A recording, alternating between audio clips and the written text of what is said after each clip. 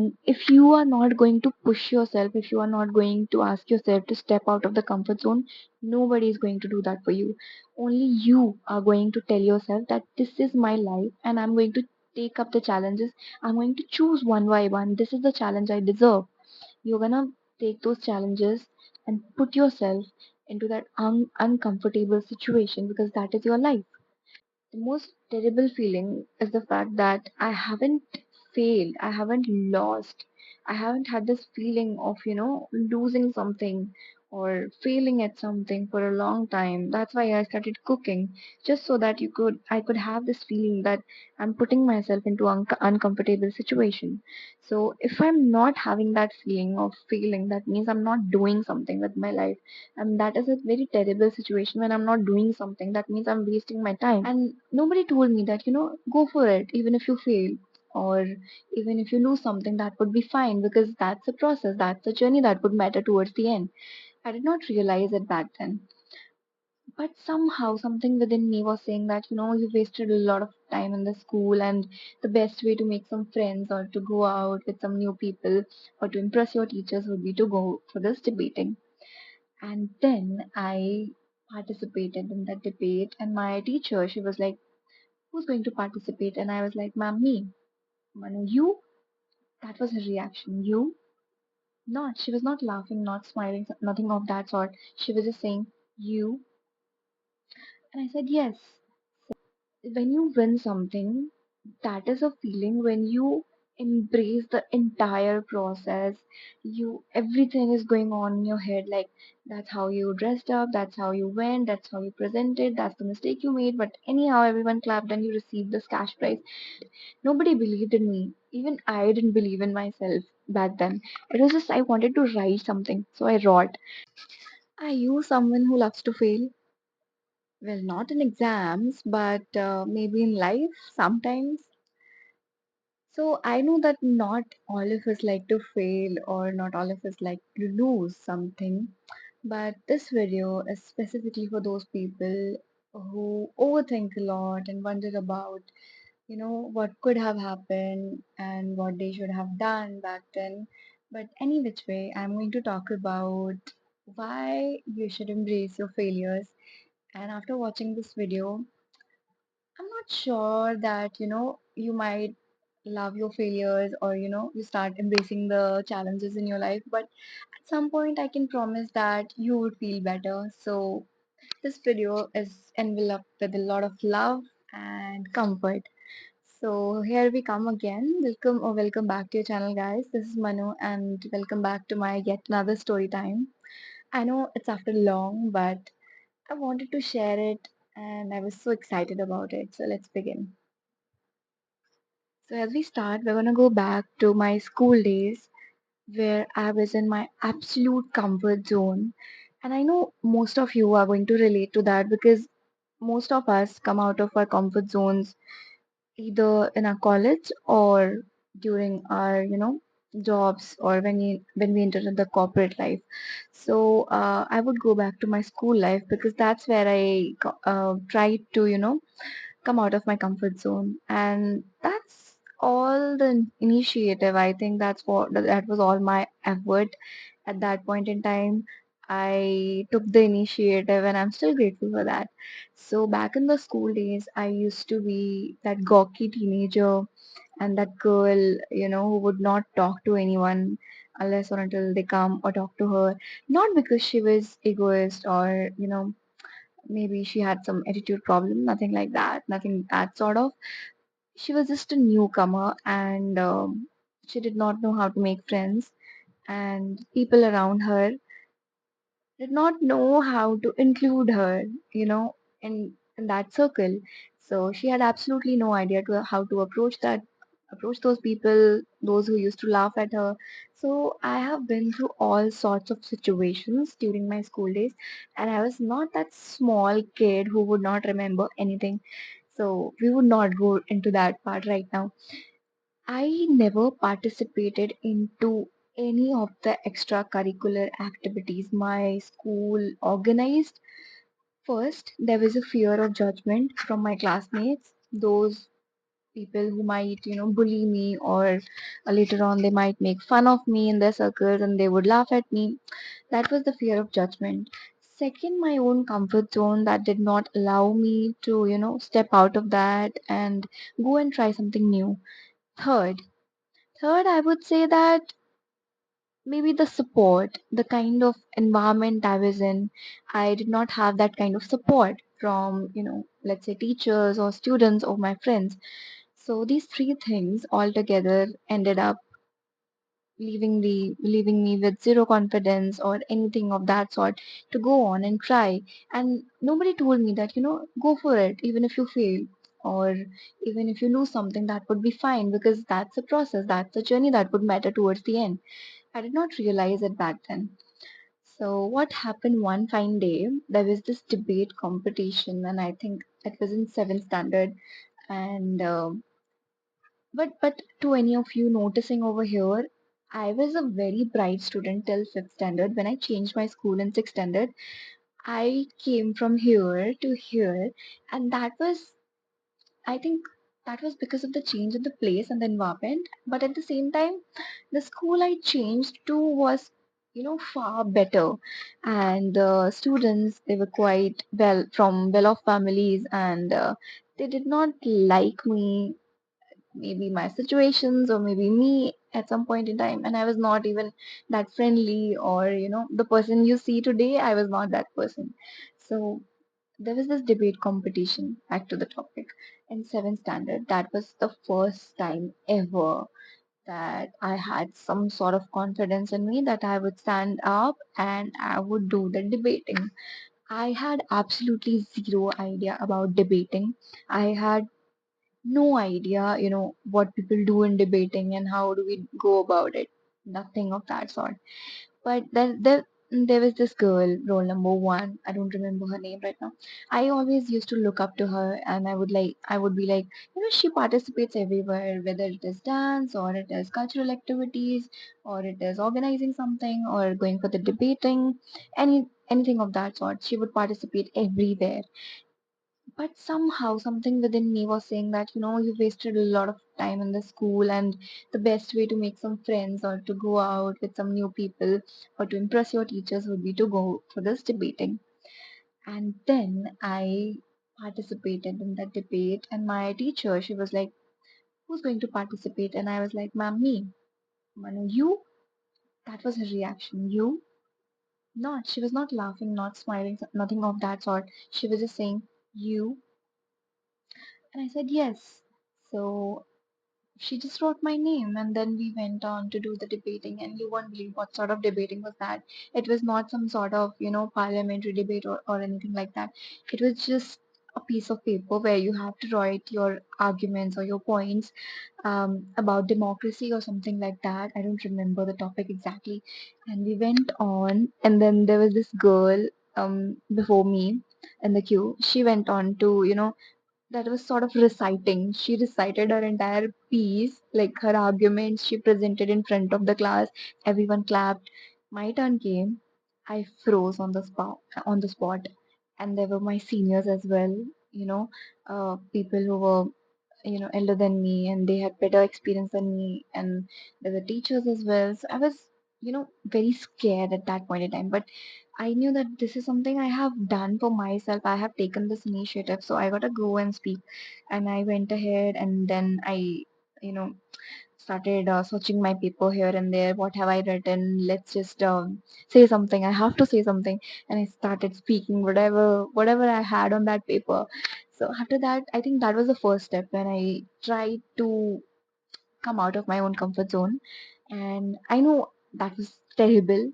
That was horrible, and for me it was not a good experience because people did clap for me, but that was not out of appreciation but just out of you know courtesy. I think that maybe she tried, it's good for her, something of that sort, or maybe they were laughing at some point in time. So after that, the first thing happened. The second thing, I tried to participate once again, and I have a story about it, but my teachers did not allow me. I know that was unfair. I know everything. I need justice, but that's fine. So later on, I went on to participate, in another speech competition, but I took a lot of time. Maybe after 2 years, I went for it, and then I participated in that speech competition, and I stood the first place in that. Yep. And I won some prize money as well, if I remember. Yeah, there was some cash prize. Oh my God. You know, when you win something, that is a feeling when you embrace the entire process. You everything is going on in your head, like that's how you dressed up, that's how you went, that's how you presented, that's the mistake you made, but anyhow everyone clapped and you received this cash prize. I don't know if there's anything that motivates me or any of you who have participated in a competition. Just a word of appreciation or something that you receive, whether it is a, let's say, a cup or you know a normal coffee cup or just a cup, a trophy, or someone gave you some cash prize, whether it is 100 rupees or 1000, doesn't matter. And after that, there was another competition. I think I participated in it where we had to write about peace. I wrote such a beautiful piece. I had no idea I was going to win or not. I had nothing in my mind. All I wanted to do at that point in time was just write. Nobody believed in me. Even I didn't believe in myself back then. It was just I wanted to write something. So I wrote. I wrote a piece about peace and why, you know, I remember one beautiful line from that entire piece because I won, so I remember. I wrote that, you know, Earth is the only place where humans can survive, and there's water, there's air, and there's life. So, why we as humans cannot establish peace? Why we keep fighting? Why we keep having these wars and, everything that is going on in the world? Why we cannot live with peace when we know that there's no other planet where we can survive? So, oh, those memories, nostalgia just seeping in. So I won the prize, and I still have that cup somewhere in my wardrobe or in my room because I remember I never used it just because I was scared that I might break it. But one fine day, my mother broke it, so it's fine. I have taped it from everywhere, so it's cool. Ah, then, ever since then, I never stopped. I kept participating, whether it was dance, or it was speech, or it was debate, or it was singing. Yeah, went for singing as well. That was also terrible. I got scolded from my music teacher after coming back because we did not win. Oh, we won, but it was not a good prize. So maybe we stood third place or something. So she started putting out her anger on me. And after that, I went for dance as well because I wanted to, and it was my last year, so I just wanted to do everything of that sort. And then I started participating in race and marathons. Kept happening, like things kept happening. I kept participating, and I only thing that I have realized after all those competition, after all those putting myself into those uncomfortable zones, that that is the process, the journey. It matters a lot. And if you are not going to push yourself, if you are not going to ask yourself to step out of the comfort zone, nobody is going to do that for you. Only you are going to tell yourself that this is my life and I'm going to take up the challenges. I'm going to choose one by one. This is the challenge I deserve. You're gonna take those challenges and put yourself into that uncomfortable situation because that is your life. So I remember I won two, three trophies and some medals as well. There used to be some ragiri near our house on Sundays, if you remember. Like most of you would know, Rahagiri is a time when there would be no traffic in the morning and everything. People are out on the roads, cycling, dancing, doing Zumba, or just simply competitions here and there. It was so good. I made a lot of friends and everything happened so quickly. I mean, it was around 5 years ago, I remember. So after that, then college happened. In college also, I did not stop. I worried very little about my academics. I know I always had this thing that I have to, balance my academics and cultural activities and everything, all sorts of competitions and everything, but it never happened because sometimes you lose balance. It's not always this. Sometimes it's this or this or this or this. So it keeps happening. So it happened with me as well. In college years, I participated in as many activities as I could. I remember when I went to college for the first time, I was just a beginner and my college didn't even start, everything was online. I posted my video for dance to participate in the dance society of my college, to take part in it actually, and I got selected as well. But then they started calling us for everyday practices, which is very mandatory, and I refused because I had no permissions back then. Ah, sad for me. Then I went on to send one of my pieces that I wrote about when the lockdown was happening and the pandemic and everything. So I wrote about it and I sent my piece. And you know what? I sent my piece in such a manner.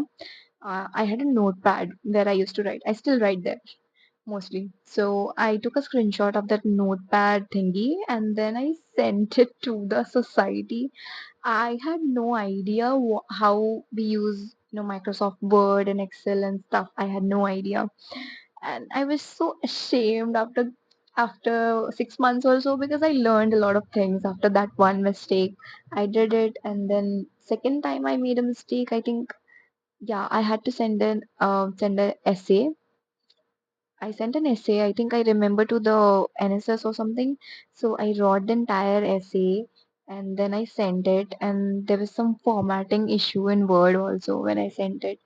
I mean, the entire text was like this exact.